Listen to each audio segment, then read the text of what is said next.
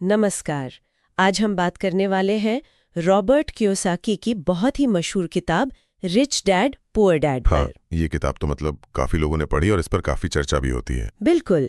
और हमारे पास इसके विश्लेषण के लिए मनी टॉक्स पॉडकास्ट के कुछ अंश भी हैं। ओ, तो किताब की जो बुनियाद है वो दो पिताओं की सोच पर है। सही। एक कियोसाकी के अपने पिता जिन्हें वो पुअर डैड कहते हैं, पढ़े लिखे थे, सरकारी नौकरी में थे। हाँ, और दूसरे उनके दोस्त के पिता, एक उद्यमी जिन्हें वो रिच डैड का नाम देते हैं। जी, और इन्हीं दो किरदारों के जरिए मतलब कियोसाकी पैसे को लेकर दो बिल्कुल अलग नजरिए सामने रखते हैं। तो आज हम इन्हीं विचारों को और इनके असर को थोड़ा गहराई से समझने की कोशिश करेंगे, जैसा कि मनी टॉक्स में भी बताया गया है। हाँ, देखते हैं कि ये पारंपरिक सोच को कैसे चुनौती देते हैं। चलिए तो पहले पुअर डैड की बात करते हैं। उनकी क्या सलाह थी? स्कूल जाओ, अच्छे नंबर लाओ और एक सुरक्षित नौकरी ढूंढ लो, बिल्कुल। है ना? हाँ बिल्कुल, मतलब ज्यादातर हम यही सुनते आए हैं, एक जाना पहचाना रास्ता लगता है ये। हाँ, एक सेफ रास्ता, स्टेबिलिटी वाला। लेकिन फिर आते हैं रिच डैड। उनका फलसफा मतलब एकदम अलग था। क्या था वो? उनका कहना था कि भाई पैसे के लिए काम मत करो, ये सीखो कि पैसा तुम्हारे लिए कैसे काम कर सकता है। अच्छा, मतलब पैसे से काम करवाना। बिल्कुल।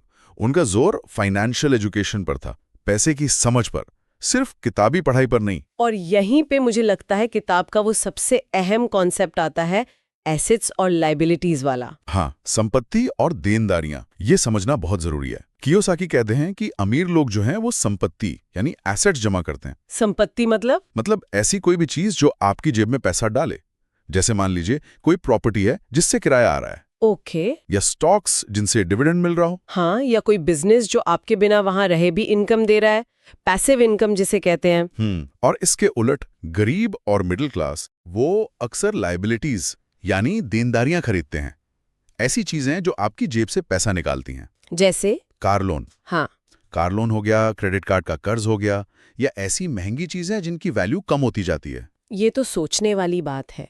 और कियोसाकी का ये भी तर्क है ना कि आपका अपना घर भी टेक्निकली एक लायबिलिटी है। हाँ, जब तक वो आपको कमा कर नहीं दे रहा, क्योंकि उसके रख रखाव पर, टैक्स पर पैसा तो जा ही रहा है जेब से। ये पारंपरिक सोच से कितना अलग है।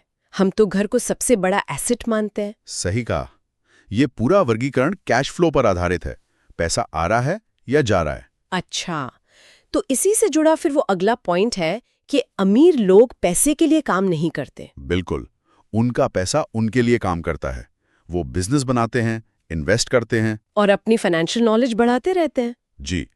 और कियोसाकी का मानना है, जैसा स्रोत में भी है, कि हमारा एजुकेशन सिस्टम हमें अच्छा एम्प्लॉय बनना सिखाता है। हाँ, पर पैसा मैनेज करना और उसे बढ़ाना नहीं सिखाता। इसीलिए वो फाइनेंशियल लिटरेसी यानी वित्तीय साक्षरता पर इतना जोर देते हैं। मतलब टैक्स की समझ, इन्वेस्टमेंट की ऑप्शंस क्या हैं। हाँ, stocks, bonds, real estate, mutual funds, और सबसे जरूरी पैसिव इनकम कैसे बनाएं। सिर्फ सैलरी पे निर्भर रहना, वो कहते हैं, एक तरह का जाल हो सकता है। सही। तो ये तो हुई जानकारी की बात, लेकिन एक और बड़ा फैक्टर है मानसिकता, माइंडसेट। हाँ, डर और आलस्य की बात करते हैं वो। बिल्कुल। नौकरी छूटने का डर, पैसा डूबने का डर, ये लोगों को रोकता है।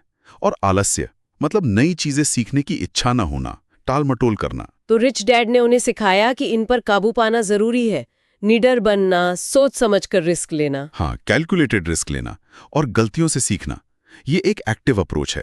लगातार सीखते रहना, मौके तलाशना, और डर को अपने ऊपर हावी नहीं होने देना। जी। तो ये कोई फटाफट अमीर बनने का फॉर्मूला नहीं है, ये एक प्रोसेस है अपनी सोच और आदतें बदलने का। शुरुआत छोटी भी हो सकती है ना, थोड़ा थोड़ा इन्वेस्ट करना या फाइनेंस पर पढ़ना शुरू करना। कंसिस्टेंसी जरूरी है। तो अगर हम संक्षेप में कहें, जैसा मनी टॉक्स का विश्लेषण भी बताता है, ये किताब कोई स्टेप बाय स्टेप गाइड नहीं है। नहीं, बिल्कुल नहीं। ये ज्यादातर एक माइंडसेट शिफ्ट के बारे में है।